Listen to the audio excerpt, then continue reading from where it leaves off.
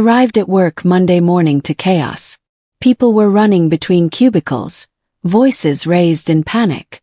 My assistant Maria met me at the elevator, her face pale. "Lauren, the entire shared drive is empty.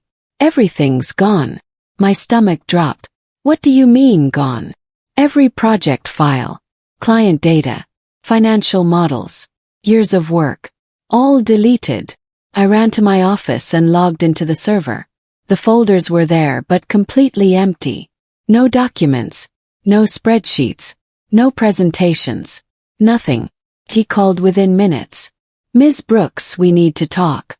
The deletion command came from your login credentials. Early this morning around 3 a.m. "That's impossible. I was home sleeping. The logs don't lie." Before I could respond, Colin, the vice president, stormed into my office with HR behind him. His expression was a perfect mask of concern and disappointment. "Lauren, what did you do?" His voice carried through the office. Everyone could hear. I was too stunned to form words. My team stood outside my office, staring at me with confusion and fear. By noon, I was placed on administrative leave pending investigation. I sat in my car in the parking garage, hands shaking on the steering wheel. Someone had framed me. And I knew exactly who. I drove home in a daze, my mind replaying the past week. Colin had been unusually friendly. Asked me to let him handle a routine data migration. Showed sudden interest in access logs and security protocols. "Just want to make sure we're all protected," he'd said with that smooth smile. I'd thought nothing of it then. Now every interaction took on sinister new meaning. Sitting in my living room, I checked my email. There, sent at 2 a.m, was a message from Colin to the CEO. Subject: concerns about department leadership. The email was carefully worded. Never directly accused me of anything. Just raised questions. Highlighted my recent stress levels. Mentioned worrying patterns in data management practices. It was poison dressed as professional concern. The betrayal hit me like a physical blow. Colin had planned this meticulously.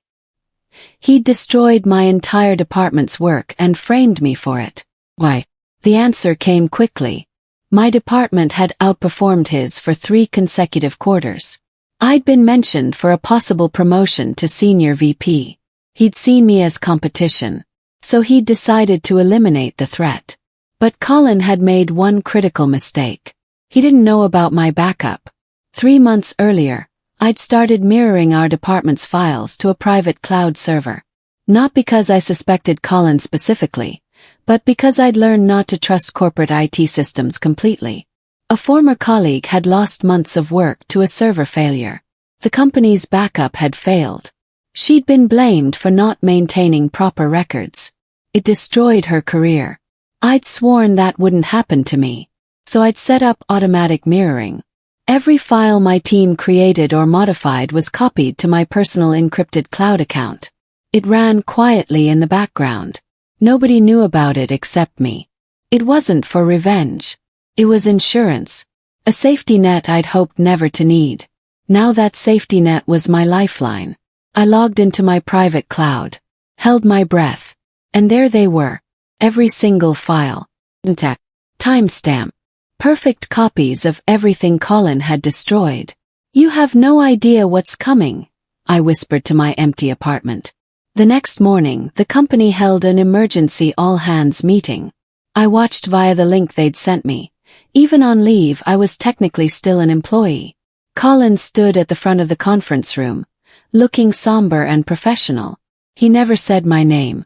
Didn't need to. "We're here to address a serious situation regarding accountability and data management," he began. "Leadership failures have real consequences.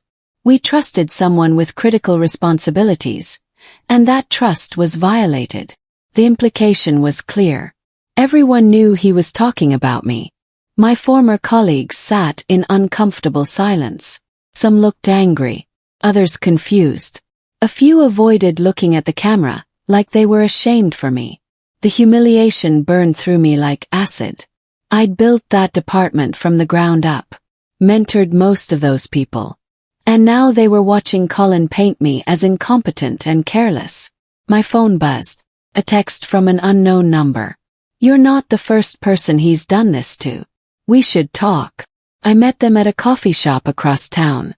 Two former employees, Taylor and Simone. Both had left the company within the past year under mysterious circumstances. "Colin did the same thing to me," Taylor said quietly.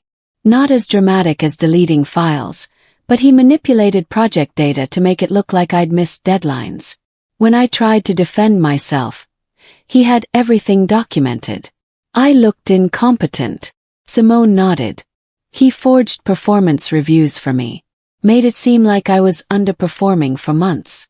When I confronted him with the real reviews I'd saved, he claimed I'd altered them. Who were they going to believe, a VP or a junior manager? It's a pattern," Taylor continued. "He identifies people who might threaten his position. Then he systematically destroys their credibility. We were too scared and broken to fight back. They showed me email trails, screenshots, documentation of Colin's manipulation. Why didn't you report this?" Asked. "To who?" "HR reports to the CEO, and the CEO loves Colin. We had no proof that would stand up. So we just left." I looked at both of them. "I'm not leaving. And I have proof." Over the next 2 days I built my case. Downloaded server logs from the company system. I still had limited access through the VPN. Created screenshots of every timestamp. Built a meticulous timeline showing exactly when files were deleted and from which login credentials. Every piece of evidence was dated, documented, and cross-referenced. Then I made a discovery that changed everything. Hidden in the deletion logs was a pattern I'd almost missed. The main deletion command had come from my login, yes. But there was a secondary command, executed 3 minutes later from a different account. Colin's executive assistant's credentials.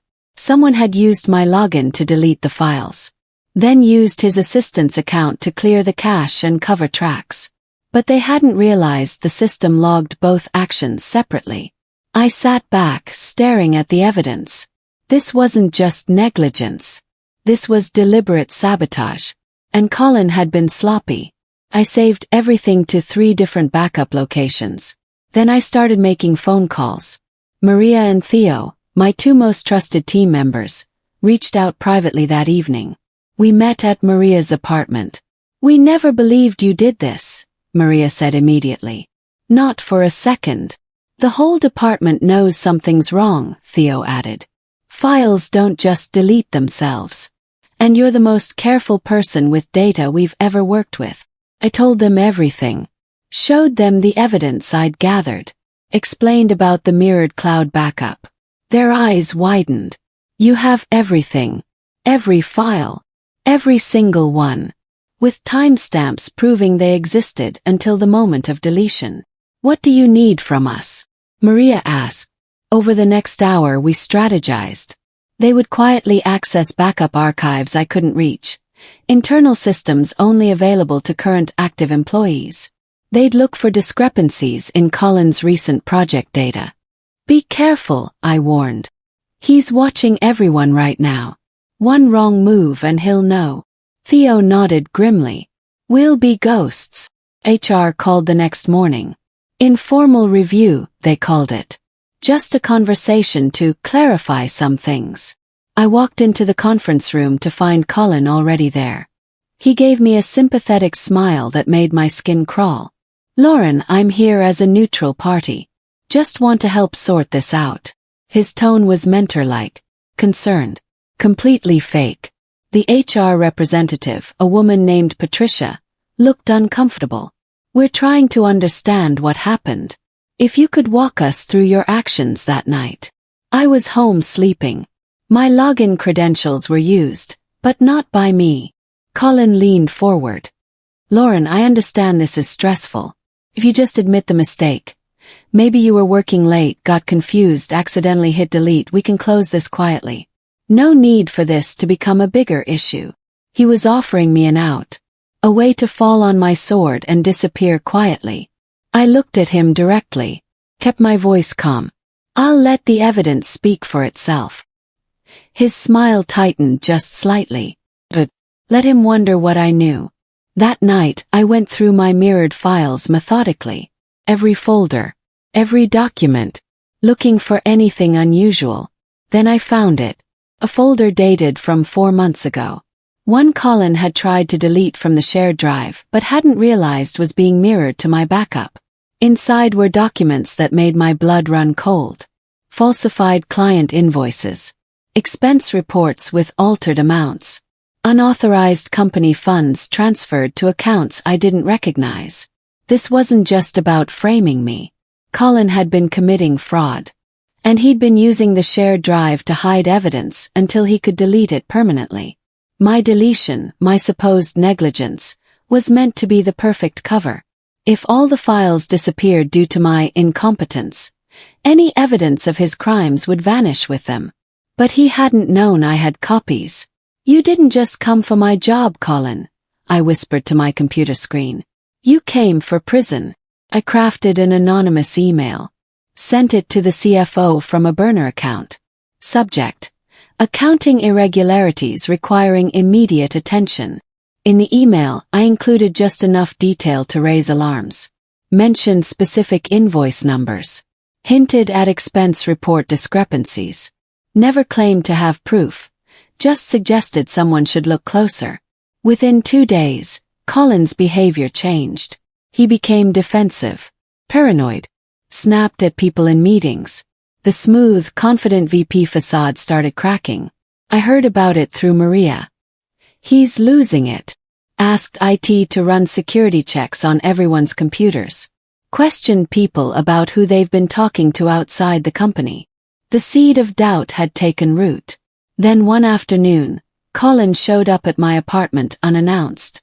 I watched through the peephole as he knocked, then called my phone. We need to talk. Face to face. I didn't answer the door. Didn't pick up the call. But I recorded his voicemail. Lauren, I know you're home. Whatever you think you're doing, stop. Walk away from this. For your own sake. The threat was clear. And now it was documented. Despite everything, I needed to move forward. I couldn't stay frozen in limbo, waiting for the investigation to clear me. I interviewed with a rival firm.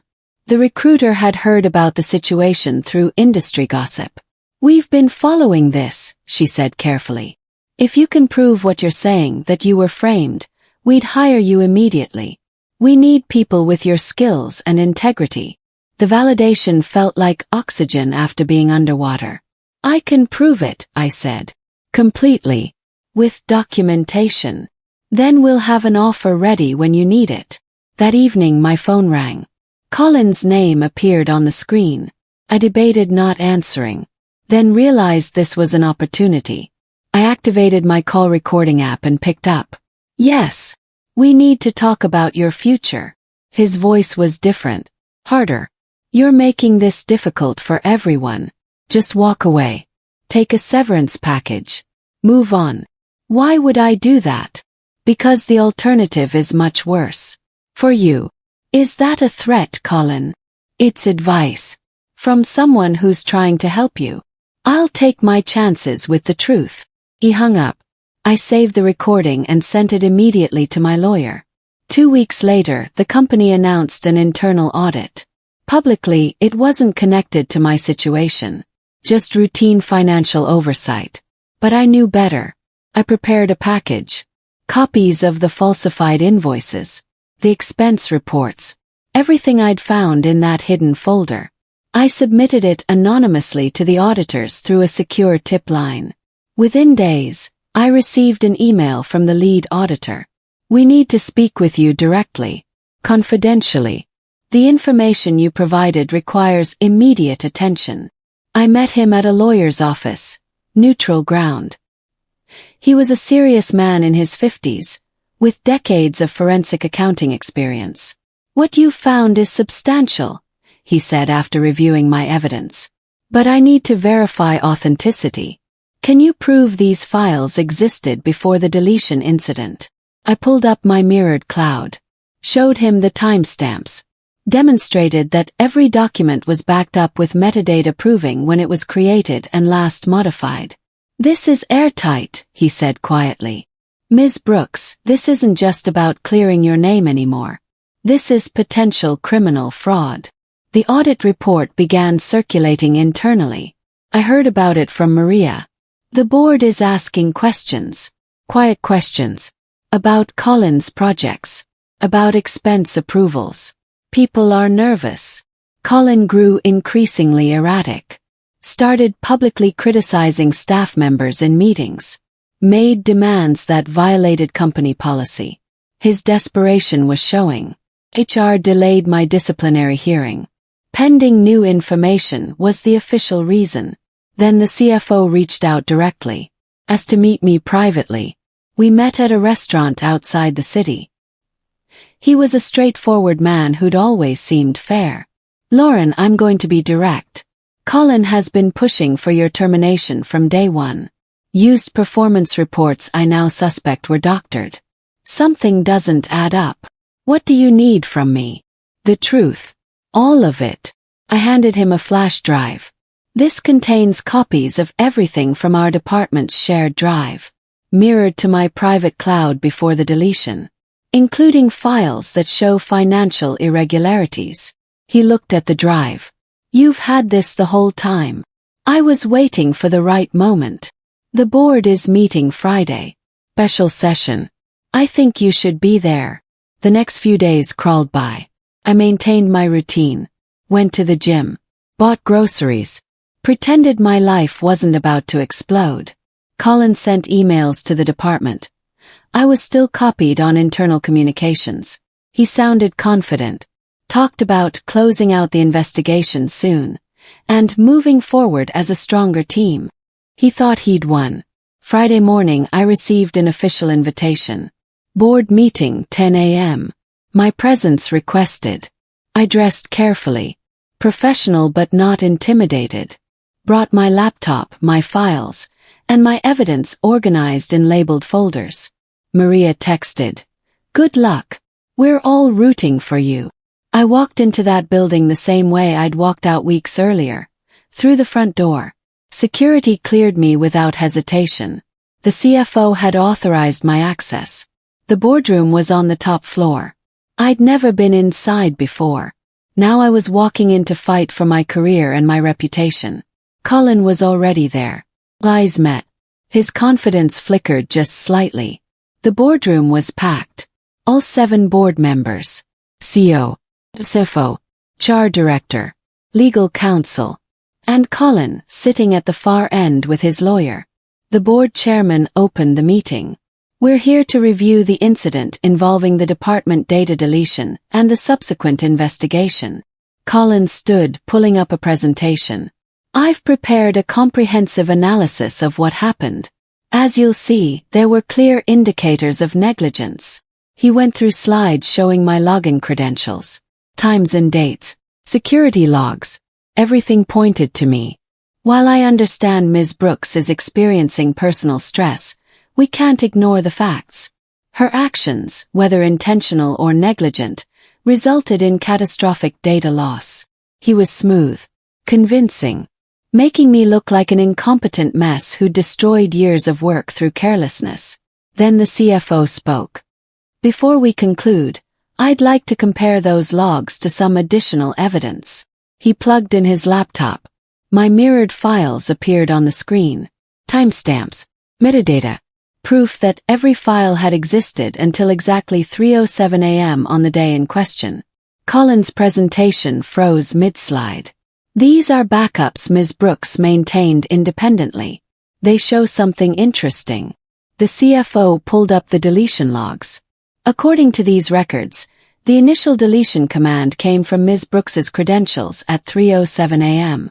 But look here, a secondary command at 3:10 a.m. from a different account. He highlighted it. Colin's assistant's login. Why would a deletion require 2 separate commands from 2 different accounts? Colin's lawyer jumped in. "This proves nothing. IT might have executed cleanup protocols." "IT has confirmed they ran no such protocols," the CFO interrupted. And there's more. He pulled up the falsified invoices, the expense reports, every piece of evidence I'd provided. These documents were hidden in deleted folders. Folders Ms. Brooks's backup preserved. They show systematic financial irregularities dating back 18 months. Colin's face had gone white. I don't know what those are. This is clearly a setup. The timestamps don't lie, the legal counsel said. These documents were created and modified using your credentials, Colin. Over a period of months. One board member leaned forward. Colin, why do the deletion logs show your assistant's credentials? Colin tried to deflect. Blamed IT security. Suggested his assistant might have made a mistake. Hinted that I'd somehow fabricated the evidence. Every lie made the board members' expressions harder. Char pulled out more files. We've also reviewed the performance reports you submitted regarding Ms. Brooks. Several contain information that contradicts her actual documented performance reviews. Those were summaries. They were falsifications, the chairman interrupted. Deliberate alterations to justify disciplinary action. Colin's lawyer whispered urgently to him. Colin's composure was crumbling. Sweat beaded on his forehead. This meeting is being recorded per compliance protocol, one board member noted. Everything said here is on record. Colin stood abruptly. This is a witch hunt. You're all believing a disgruntled employee over a VP who served this company for a decade. Sit down, Colin, the chairman said coldly. No. I won't sit here and be accused based on circumstantial. The audit found $800,000 in fraudulent expenses, the CFO said quietly. Tied directly to accounts you controlled. That's not circumstantial. Colin's face went from white to red. He stormed toward the door, slamming it behind him. The silence in the boardroom was absolute. Within 2 hours, the company seized Colin's computer, phone, and office files. The audit team worked with legal counsel to preserve evidence. Security escorted him from the building. I sat in my car. The same parking garage, the same spot where I'd sat in shock weeks earlier. But this time I was smiling. My phone rang. The recruiter from the rival firm. I just heard what happened. The offer still stands. Better terms than before. When can you start?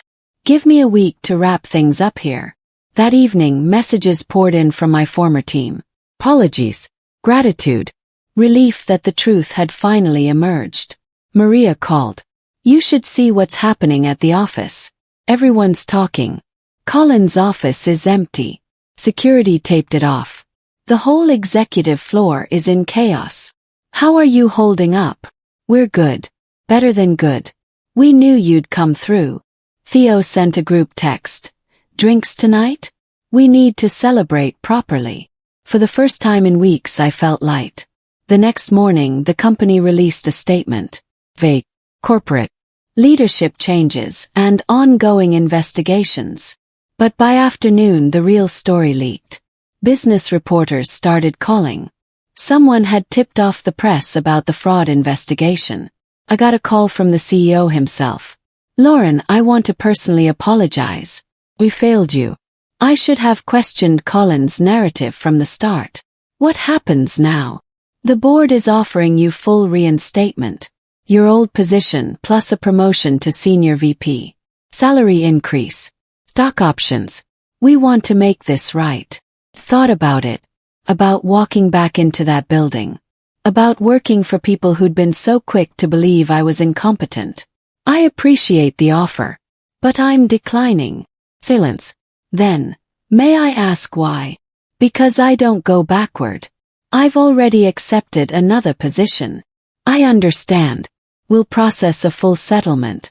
All legal fees covered. Reference letters. Whatever you need. Thank you. I hung up and looked around my apartment. Boxes were already packed. I was moving forward.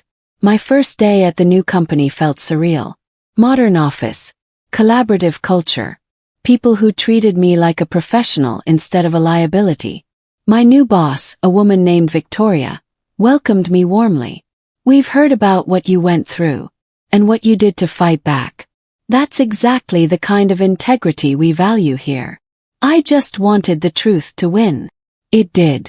Because you made sure it would. She showed me to my office. Corner office, windows overlooking the city. Nothing like the cubicle farm I'd left behind. We'd like you to lead our new ethics and compliance initiative, Victoria said. Given your experience, you're uniquely qualified. That evening, I got an email from Taylor, one of the former employees who'd first warned me about Colin. I saw the news. You did it, Lauren. You actually did it. Thank you for fighting when we couldn't. 2 weeks into my new job, the story broke publicly. A business journalist got hold of the audit report. Colin's fraud made the front page of the local business section. Former VP under investigation for corporate fraud and obstruction. The article detailed the falsified invoices, the deleted files, the attempt to frame me. It ended with a quote from an unnamed source.